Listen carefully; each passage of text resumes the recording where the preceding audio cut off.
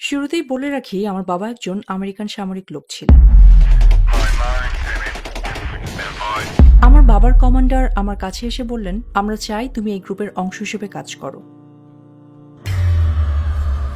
এবং তোমার কাজ হবে নারীদেরকে ইসলামের চর্চা থেকে সরিয়ে আনা আর তাদেরকে স্বাধীনচেতা ও নারীবাদী হতে এবং মুক্ত জীবনযাপন করতে উৎসাহিত করা। কিন্তু সেটা করার জন্য আমাকে কোরআন পড়তে হয়েছিল, হাদিস পড়তে হয়েছিল এবং আমি পড়ে গেলাম কোরআনের প্রেমে। এক সন্ধ্যায় আমি বসেছিলাম একদল খ্রিস্টান, আসলে একদল ইহুদির সাথে, যারা আমাকে কোরআন ও হাদিস শেখাবে এবং শেখাবে কিভাবে এগুলোকে তুচ্ছ তাচ্ছিল্য করা যায়। আমি ভেবে দেখলাম, আমি যদি ঈসা আলাইহিসসালামের যুগের ইহুদি হতাম তাহলে আমাকে গ্রহণ করতে হতো ঈসা আলাইহিস, তাহলে আমি মোহাম্মদ সাল্লাল্লাহু আলাইহি ওয়াসাল্লামকে কিভাবে অস্বীকার করি? নিজের জীবন দিতে হলেও কি সেটা সম্ভব?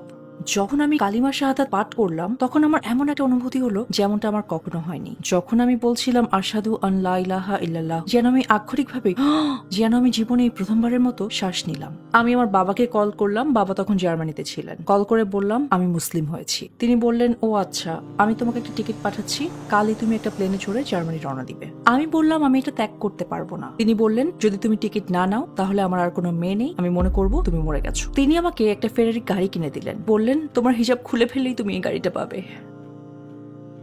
আসসালামু আলাইকুম বোন শরীফা কার্লো আল আন্দালুসিয়া, আমাদের ইন্টারভিউতে আপনাকে স্বাগতম। আমাদের আমন্ত্রণ গ্রহণের জন্য ধন্যবাদ। এটা দিয়েই শুরু করতে চাই যে শরীফা কার্লো আল আন্দালুসিয়া কি আপনার জীবন সম্পর্কে আমাদের সংক্ষেপে বলবেন কি? ওয়ালাইকুম সালাম ওয়া রাহমাতুল্লাহি ওয়া বারাকাতুহু।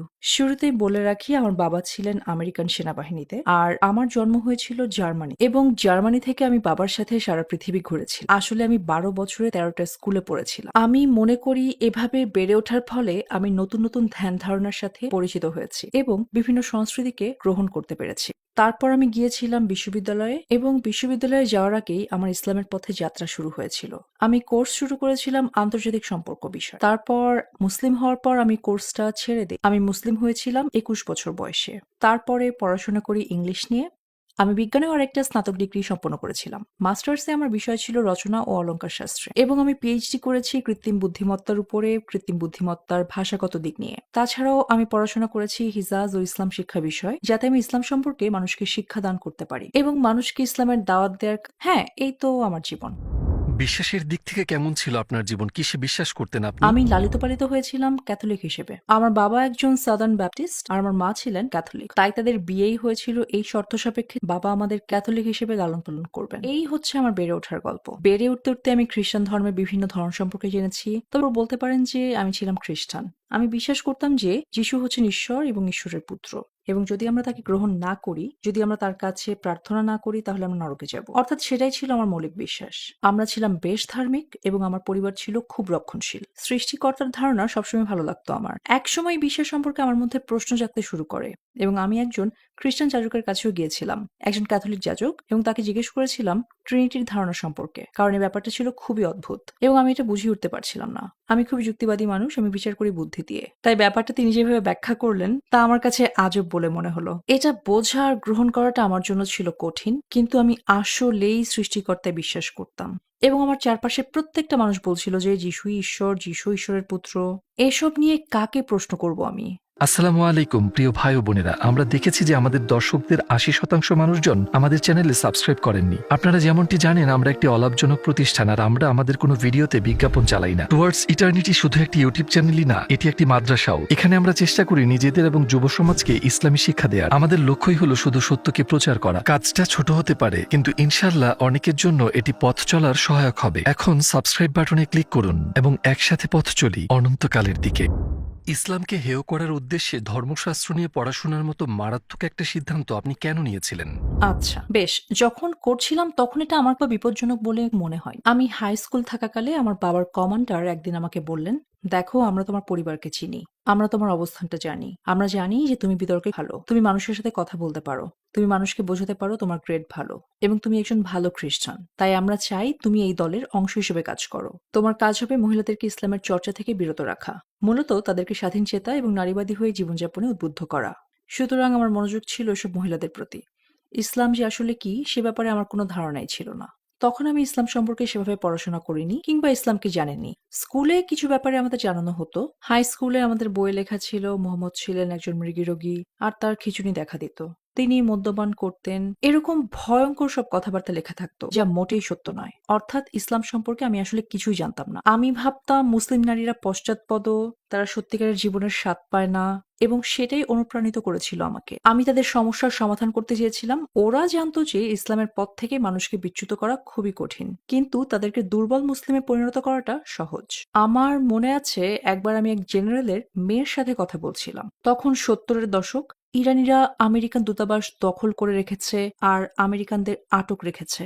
কেন আমাদের বাবারা ওখানে গিয়ে ওদের সবাইকে শেষ করে দিচ্ছে না? মেয়েটা বলল, আমিও আমার বাবাকে গতরাতে এই একই প্রশ্ন করেছিলাম। উত্তরে যা তিনি বলেছিলেন তা হচ্ছে, বেশিরভাগ মানুষেরই মৃত্যুর ভয় আছে, বিনাশের ভয় আছে, যে ভয়কে কাজে লাগিয়ে তাদের নিয়ন্ত্রণে রাখা যায়, এবং আমেরিকা তাদেরকে এভাবেই নিয়ন্ত্রণ করে। কিন্তু মানুষ যখন ইসলাম চর্চা করে তখন তাদের কোনো মৃত্যুর ভয় থাকে না। আমার মনে আছে পরবর্তীতে যখন আমি মুসলিম হলাম তখন আমার মনে হয়েছিল, ও এবার আমি বুঝতে ওই পেরেছি ব্যাপারটা। সংগঠনে অংশগ্রহণের সময় আপনি কি ধরনের বিপজ্জনক পরিস্থিতির মুখোমুখি হয়েছিলেন এবং কিভাবে সেসব পরিস্থিতির মোকাবেলা করেছিলেন? যেমনটা আমি আগেই বলেছি, আমি কোনো বিপদের মোকাবিলা করিনি। এমনকি ওদের সাথে আমার আলোচনা কোনো সিদ্ধান্তেই গড়ায়নি। আমি ছিলাম বিশ্ববিদ্যালয়ের ৩য় বর্ষে, এবং আমি বিশ্ববিদ্যালয়ে থাকাকালেই আমি সন্ধ্যায় ইসলাম সম্পর্কে পড়াশোনা করছিলাম। দিনের বেলায় স্বাভাবিকভাবেই ক্লাসে যাচ্ছিলাম, চলছিল আন্তর্জাতিক সম্পর্ক বিষয়ে পড়াশোনা। সন্ধ্যায় আমি বসছিলাম একদল খ্রিস্টানের সাথে। আসলে তারা বেশিরভাগই ছিল ইহুদি। ওখানে আমি মূলত শিখছিলাম কোরআন ও হাদিস জেনে কিভাবে সেগুলোকে তুচ্ছ-তাচ্ছিল্য করা যায়। কোরআন বলে কিভাবে পর্দা করতে হয়, কিভাবে বস্ত্র দিয়ে বক্ষদেশ আবৃত করতে হয়, কিভাবে মাথা ঢাকতে হবে সেটা কিন্তু বলে না। বলছে কিভাবে বুকের উপর পর্দাটা ব্যবহার করতে হবে। অর্থাৎ আপনি যদি একটা চাদর পরেন তাহলে কুরআন যা বলছে তা আপনি করছেন। সুতরাং কারো যদি ইসলাম সম্পর্কে পর্যাপ্ত জ্ঞান না থাকে এবং না জানে যে মহিলারা তাদের মাথা আবৃত করছেনই এবং এখানে শুধু তাদের হিজাব ঠিক করতে বলা হচ্ছে, কিন্তু এটা করার জন্য আমাকে কোরআন হাদিস পড়তে হলো, এবং আমি কোরআনের প্রেমে পড়ে গেলাম। আমি বিশ্ববিদ্যালয়ের পড়াশোনাটাও শেষ করিনি, কারণ ৩য় বর্ষে থাকার সময় আমি মুসলিম হয়েছিলাম। যে লোকটা আমাকে নিয়োগ দিয়েছিলেন আমি তাকে চিনি, আমি অধ্যাপকদের চিনি, এবং আমি আর কারোর সাথে কাজ করছিলাম না। আমি শুধু জানতাম যে তারা সবকিছুর খরচ দিচ্ছে, এবং স্নাতক শেষ হওয়ার পর তারা আমেরিকান দূতাবাসে আমার চাকরির ব্যবস্থা করে রেখেছে। অর্থাৎ পুরো প্রক্রিয়াটায় হয়তো ৭ বছর সময় লাগতো। সংস্থাটির সদস্যদের শিক্ষা দেওয়ার মূল লক্ষ্য কি ছিল? পড়াশোনাটা কি কোরআন ও হাদিস বিষয়ে, যেন তারা কোরআন ও হাদিসের জ্ঞান দিয়ে ইসলামী কমিউনিটির মানসিকতার পরিবর্তন করতে পারে? ওরা যা চেয়েছিল তা হচ্ছে ক্ষমতার নিয়ন্ত্রণ। ওরা আরো বুঝতে পেরেছিল যে যেহেতু আমি ওদের প্রশ্ন করছিলাম কেন ওরা নারীবাদ আর নারীদেরকে লক্ষ্য করে এগোচ্ছে, এবং ওদের উত্তর হচ্ছে, তুমি যদি একজন পুরুষকে ধ্বংস করো তাহলে শুধু ওই পুরুষটাই ধ্বংস হবে, কিন্তু তুমি যদি একজন নারীকে ধ্বংস করো তাহলে ধ্বংস হবে পরবর্তী প্রজন্মগুলো। অর্থাৎ তারা ইসলামের চর্চা কমিয়ে দেবে, তারা হয়ে পড়বে দুর্বল, এবং তারা মনোযোগ দেবে দুনিয়াবি ব্যাপারে, আখিরাতের ব্যাপারে নয়। এই মানুষগুলোকে সহজেই কাজে লাগিয়ে স্বার্থ সিদ্ধি করা যাবে, তাদেরকে দিয়ে যা ইচ্ছা তাই করানো যাবে। এই মানুষগুলো জান্নাতে যাবে নাকি জাহান্নামে যাবে সে ব্যাপারে ওদের কোনো মাথা ব্যথা নেই। তারা শুধু চায় এই মানুষগুলোকে নিয়ন্ত্রণ করতে, নিজেদের স্বার্থ সিদ্ধির জন্য কাজে লাগাতে। একটা পুরনো কথা আছে যে মানুষকে নিয়ন্ত্রণ করার সবচেয়ে শক্তিশালী হাতিয়ার হচ্ছে যৌনতা, মাদক আর গান বাজনা। গান বাজনা বলতে এখানে বোঝানো হচ্ছে সকল ধরনের মিডিয়া। অর্থাৎ এই জিনিসগুলোকে কাজে লাগিয়ে মানুষকে দিয়ে জীবনে আপনি যা ইচ্ছা তাই করাতে পারেন। তাই ক্ষমতাসীন মানুষগুলো যা ইচ্ছা তাই করতে পারে, কিন্তু সাধারণ মানুষ সেসব লক্ষ্য করে না। সাধারণ মানুষের সেসব ব্যাপারে কোনো মাথা ব্যথা নেই, কারণ তারা শুধু ভাবছে যে আমার এই গাড়িটা দরকার, আমার সুন্দর হওয়া দরকার, অর্থাৎ আমার শুধু দরকার এমন সব জিনিস যা দুনিয়াবি। আপনার মধ্যে কি ধরনের পরিবর্তন এসেছিল? ইসলামের প্রতি আপনার মনে প্রথম কি ধরনের পরিবর্তন অনুভব করেছিলেন? প্রথম ব্যাপারটা হচ্ছে কোরআন পাঠ করলেই দেখা যায় এটা খুবই যৌক্তিক। কোরআনের বাণী অর্থপূর্ণ। বসে বসে মনোযোগের সাথে আয়াতগুলো পাঠ করলেই সেটা বোঝা যায় সৃষ্টিকর্তা এক ও অদ্বিতীয়, তার কোনো সন্তান নেই, তিনি সর্বশক্তিমান, সমস্ত গুণাবলী রয়েছে সৃষ্টিকর্তার মধ্যে। আপনার ভাবনায় যা কিছু ধরবে তার সবই রয়েছে সৃষ্টিকর্তার। এই ব্যাপারটা আমার কাছে অর্থপূর্ণ মনে হলো। ট্রিনিটি সম্পর্কে আমি যত মানুষকে প্রশ্ন করেছি তাদের কেউই সেসব প্রশ্নের উত্তর দিতে পারেনি। তাই আমার যুক্তিবাদী মনের কাছে ব্যাপারটা আসলেই নাড়া দিল। সেজন্যই যখন আমি এসব জানছিলাম এবং এই শিক্ষা আমার কাছে আবেদন সৃষ্টি করছিল, আমি খ্রিস্ট ধর্ম বিষয়ে ক্লাস করার সিদ্ধান্ত নিয়েছিলাম, যাতে আমি আরো ভালো খ্রিস্টান হতে পারি। তখন আমি খ্রিস্ট ধর্ম সম্পর্কে ক্লাস করছি, আমি ক্লাসে যাই। অধ্যাপক একজন হার্ভার্ড গ্র্যাজুয়েট, তার বয়স হবে ৮০ বছরের কিছু বেশি। তিনি খ্রিস্ট ধর্ম বিষয়ে একজন বিদ্বান হিসেবে অত্যন্ত সুপরিচিত।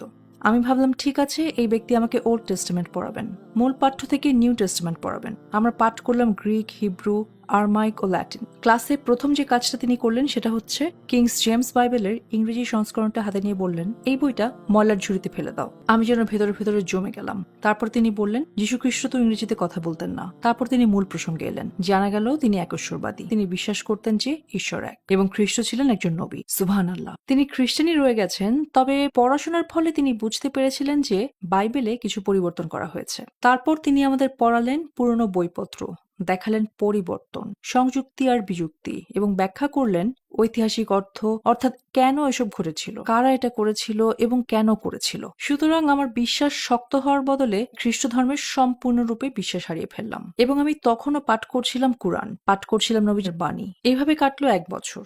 দ্বিতীয় এবং তৃতীয় বছর কাটলো পৃথিবীর নানান ধর্ম সম্পর্কে পড়াশোনা করে, কারণ আমি তখনও ভেবে আসছিলাম যে আমি একজন রাষ্ট্রদূত হব, আমি একজন উচ্চ শ্রেণীর মানুষ হব, আমি একটা নির্দিষ্ট পর্যায়ে যাব।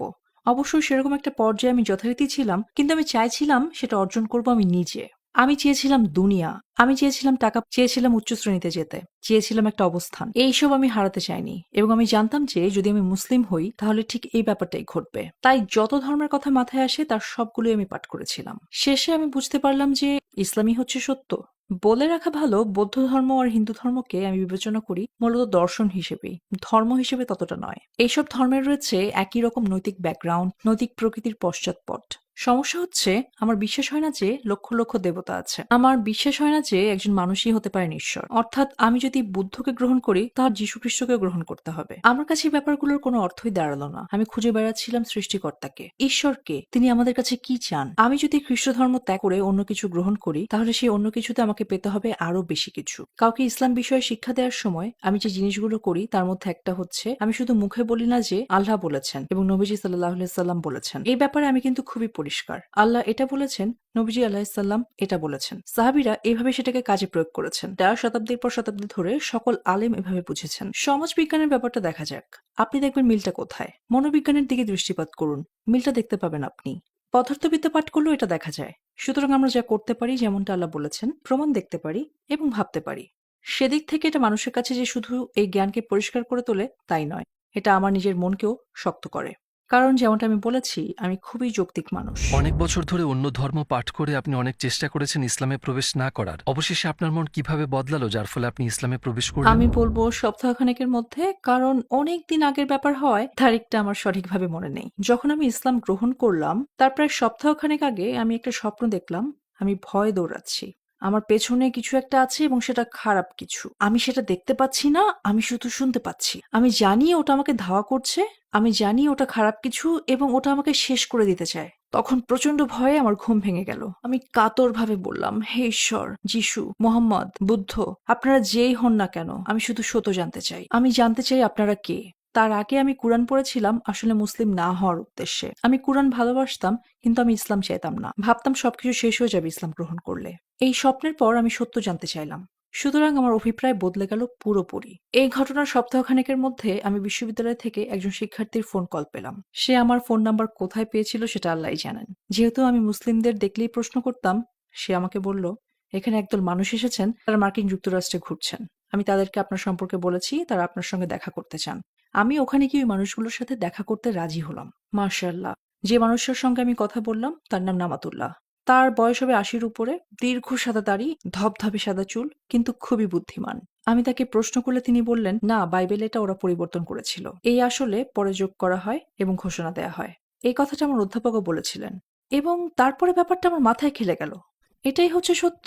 আমি বরাবর ব্যাপারটা এভাবে অস্বীকার করে যেতে পারি না। ব্যাপারটা এখন পরিষ্কার, এটা যৌক্তিক। ওই পর্যায়ে আমি ব্যাপারটা উপলব্ধি করলাম।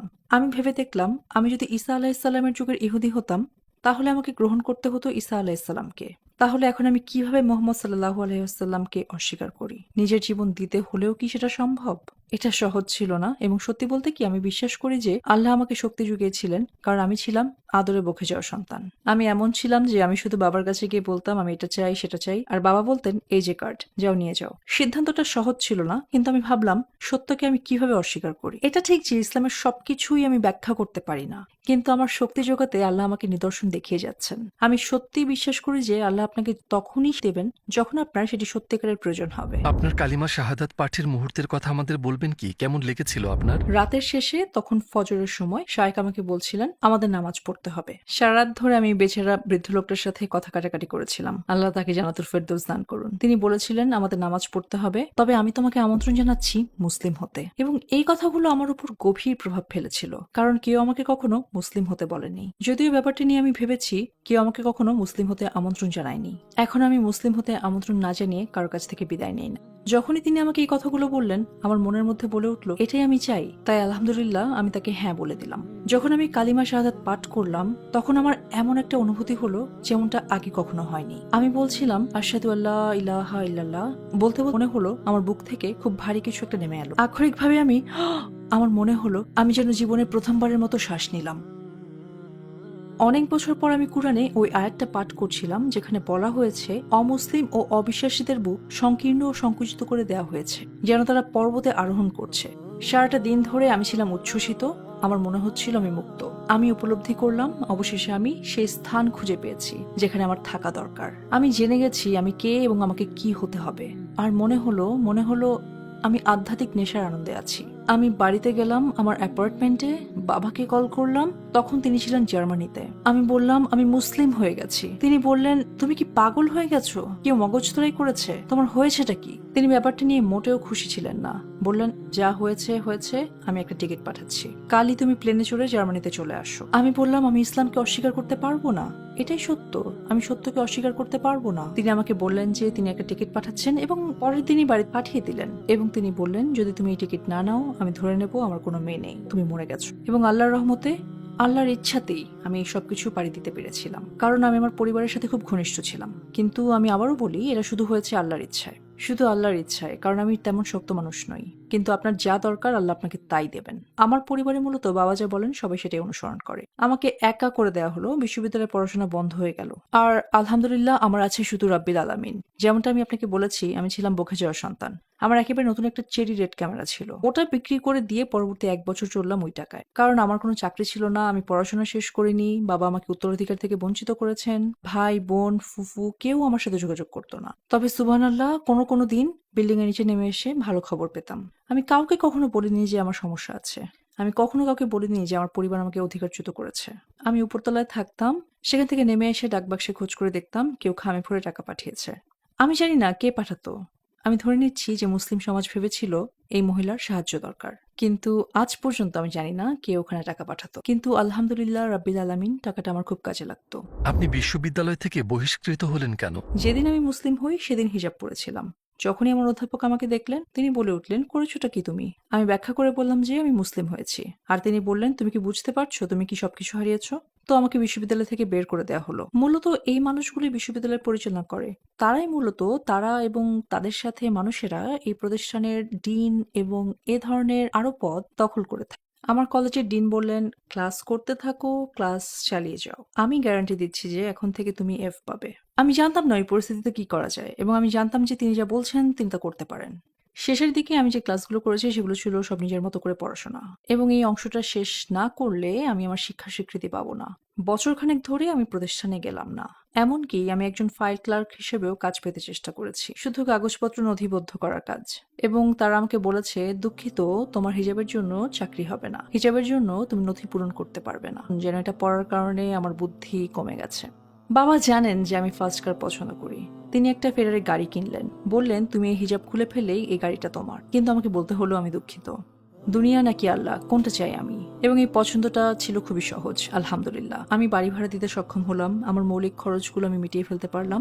বছরের শেষ নাগাদ মূলত আজ পর্যন্ত আমি রেড সস দিয়ে পাস্তা খুব পছন্দ করি না। শুধু যে জিনিসটা আমি কিনতে পারতাম সেটা হচ্ছে টমেটো পেস্ট, কয়েক ধরনের মশলা আর ম্যাকারনি। কারণ আমি ভেঙে পড়েছিলাম, সম্পূর্ণ ভেঙে পড়েছিলাম। কিন্তু তারপর আল্লাহ দরজা খুলে দিলেন, সুবহানাল্লাহ। ওই সময় বাবা ছিলেন পুয়ের্তো রিকোতে তিনি ছিলেন বেস কমান্ডার। তিনি আমাকে কল করলেন এবং বললেন এখানে সেনাবাহিনী এবং ফেডারেল বিল্ডিং এ কাজ করা আমাদের সবার জীবনের ঝুঁকি দেখা দিয়েছে। এইসব পদধারী মানুষ এবং তাদের পরিবারকে হুমকি দিয়েছে একদল লোক যারা পুয়ের্তো রিকোর স্বাধীনতা চায়। তো বাবা আমাকে কল করে বললেন তোমার বাড়িতে সিকিউরিটি যাবে ঘন্টাখানেকের মধ্যে, এবং আমার বাড়িতে পাঠিয়ে দিলেন নৌবাহিনীর লোক। তারপর ওখানে আমি আরো 2 দিনের মতো ছিলাম। তারপর তিনি আমাকে নিয়ে গেলেন তিনি যেখানে ছিলেন, আমাদের সাউথ ক্যারোলিনার বাড়িতে, এবং বাড়িতে ফিরিয়ে নিয়ে এলেন। বাবাকে আমি দোষ দিতে পারি না, তিনি কাউকে ভালোবেসে থাকলে সেটা ছিলাম আমি তার মেয়ে। আপনি যদি মনে করেন আপনার মেয়ে ভুল করছে তাহলে অবশ্যই মেয়েকে আপনি রক্ষা করতে চাইবেন। তিনি ভেবে দেখেছিলেন যদি উঠছে না যাওয়া মেয়েটার কাছ থেকে টাকা পয়সা নিয়ে নেওয়া হয়, আত্মীয় স্বজনকে সরিয়ে নেওয়া হয়, তার ভালোবাসা সবকিছু কেড়ে নেওয়া হয়, তাহলে সে ফিরে আসবে। এবং আমি তা করিনি, এবং তিনি এতে বেশ সময় নিয়েছেন, আমাকে সুযোগ দিয়েছেন ফিরে যাওয়ার। কিন্তু এখন আমি বিপদে, তাই তিনি বললেন সবকিছু ভুলে যাওয়া যাক। তাই তখন থেকে আলহামদুলিল্লাহ সবকিছু তিনি দেখাশোনা করেছেন। সারা বছর ধরে আপনি কি ভাবছিলেন, কি চলছিল আপনার মনের ভেতর, আপনি কেমন বোধ করছিলেন এবং কিভাবে আপনি এই কঠিন পরিস্থিতির মোকাবেলা করেছিলেন? আমি জানি এটা অদ্ভুত শোনাবে, আমি হাদিসে পড়েছিলাম যে আল্লাহ কাউকে ভালোবাসলে তিনি তাকে পরীক্ষা করেন। আল্লাহ চান না আপনার হৃদয়ে আল্লাহ ছাড়া আর কেউ থাকুক, না দুনিয়া, না আপনার পরিবার, না আপনার সমাজ। সুতরাং আমি উপলব্ধি করলাম, ঠিক আছে, আল্লাহ আমাকে পরীক্ষা করছেন। তিনি দেখতে চান সত্যি সত্যি আমি বিশ্বাস করি কিনা। আল্লাহ দেখতে চান আমি সৎ পথে থাকতে পারি কিনা। আমি যদি তা পারি, তিনি আমাকে ভালোবাসবেন। এবং এই চিন্তাটাই আমাকে প্রেরণা জুগিয়েছিল। আপনি ইসলাম গ্রহণ করার সময় ওই সংস্থাটির প্রতিক্রিয়া কেমন ছিল? তারা কি আপনার কোনো ক্ষতি করার চেষ্টা করেছিল যাতে আপনি তাদের গোপন কথা ফাঁস করে না দেন? কেমন ছিল ব্যাপারটা? আমি মুসলিম হওয়ার পরে সম্ভবত ১০-১২ বছর কাউকে বলিনি কিভাবে আমি মুসলিম হয়েছিলাম। কেউ আমাকে এই প্রশ্ন করলে আমার উত্তরটা পেয়ে সে হতবাক হয়ে গেছে এবং বিস্মিত হয়ে বলেছে, তোমার দরকার এটা নিয়ে লেখা, তোমার উচিত এটা ইন্টারনেটে দেওয়া। এবং আমি তাই করেছি, আমি লিখেছি। তখনই মানুষ প্রতিক্রিয়া দেখিয়েছে। আচ্ছা ঠিক আছে, এটা তো চমৎকার, এরকম জিনিস আমরা শুনেছি, আমরা জানতাম না এরকম কিছু ঘটে। কিন্তু তার আগে আমি কাউকে বলিনি কিভাবে আমি মুসলিম হয়েছিলাম। আমাকে এখানে আমন্ত্রণ করার জন্য আমি আপনাকে ধন্যবাদ দিতে চাই। এবং এটার্নাল প্যাসেঞ্জার আমার প্রতি সত্যিই সহানুভূতিপূর্ণ আচরণ করেছে। আপনার প্রশ্নগুলো ছিল সত্যি চিন্তাকে নাড়া দেওয়ার মতো। আমি সত্যিই আনন্দিত যে এখানে এসে সাক্ষাৎকার দিতে পেরেছি।